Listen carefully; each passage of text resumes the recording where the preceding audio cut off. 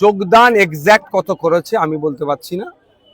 অবশ্যই দলটা হচ্ছে তৃণমূল কংগ্রেস, যে তৃণমূল কংগ্রেস মানুষকে ভুল বুঝিয়ে সাম্প্রদায়িক শক্তির হাতকে অথবা বিজেপিকে, এদিকে আসো, বিজেপিকে আপনি একটু সরে যান, প্রার্থীকে একটু দাঁড়াতে দেন বাবু, একটু প্রার্থীকে দাঁড়াতে দেন, এখানে প্রার্থীরা একটু থাকুক, হ্যাঁ একটু দাঁড়ান বাবু। হ্যাঁ, তৃণমূল কংগ্রেসের দলকে প্রত্যাখ্যান করে আইএসএফ এর নীতি আদর্শকে আঁকড়ে ধরে আজকে যোগদান করেছে।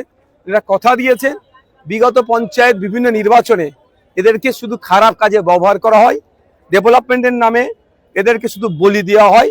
তাই আমরা আইএসএফ এর আদর্শকে পছন্দ করেছি, আইএসএফ এর পরিবারের স্বাগত হয়েছে।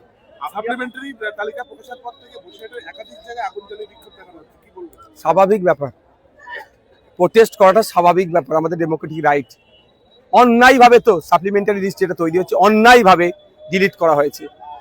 পিতার 2002 এর ভোটার এসআইআর লিস্ট দিয়ে পুত্র কন্যা পাস হয়ে গেল, অর্থাৎ বৈধ ভোটার হলো, সেই পিতাই আবার অবৈধ থেকে গেল বা ডিলিট হয়ে গেল। এটা নাটক হচ্ছে। নির্বাচন কমিশনকে ইনশিওর করতে হবে।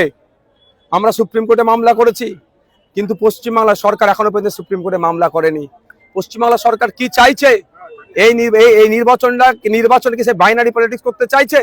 নির্বাচন কমিশন যদি এখনো সজাগ না হয় তাহলে কিন্তু আগামী দিনে বৃহত্তর আন্দোলন হবে গণতান্ত্রিক পক্ষে। আপনি আপনার বক্তব্যে বললেন যে তৃণমূল দলটি তৈরি করেছে বিজেপির গর্বে মমতা বন্দ্যোপাধ্যায়ের জন্ম, কি বোঝাতে চাইলেন বলুন তো? তৃণমূল কংগ্রেসের জন্ম হচ্ছে বিজেপির গর্বে।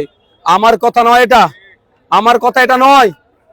এ কথাটা কদিন আগে সিলমোহর দিয়েছে বিজেপি রাজ্য সম্পাদক শ্রমিক ভট্টাচার্য মহাশয়, যে লেবার রুমে যদি ওনাদের বর্ষিয়ান নেতারা না থাকতো তাহলে তৃণমূল নামক দলটা হতোই না।